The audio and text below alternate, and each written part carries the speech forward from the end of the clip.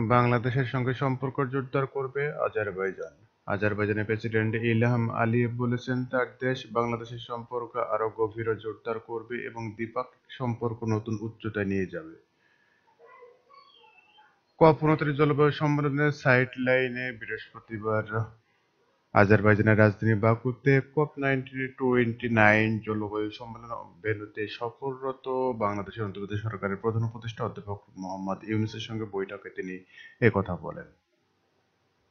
আজারবাইজানের president বলেন, ব্যাপক ভিত্তিক একটি চুক্তি স্বাক্ষরের জন্য আগামী বছরের শুরুতেই আজারবাইজান সরকারের উচ্চ পর্যায়ের একটি টিম বাংলাদেশ সফর করবে। তিনি বলেন, তার দেশ বাংলাদেশে বিনিয়োগে আগ্রহী এবং ঢাকায় একটি দূতাবাস খোলার সম্ভাবনা খুঁজে দেখছে।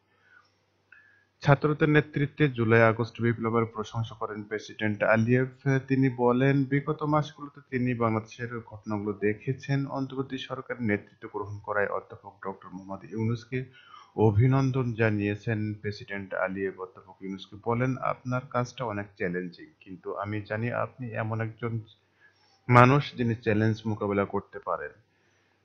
দুই দেশের মধ্যে সম্পর্ক শক্তিশালী করার আহ্বান অধ্যাপক ইউনূসও জানান। ইউনূস বলেন, দুই দেশ সমৃদ্ধ হতে পারে যদি দ্বিপাক্ষিক বাণিজ্য, জনগণের সঙ্গে কাজ এবং সম্পৃক্ততা বাড়ে।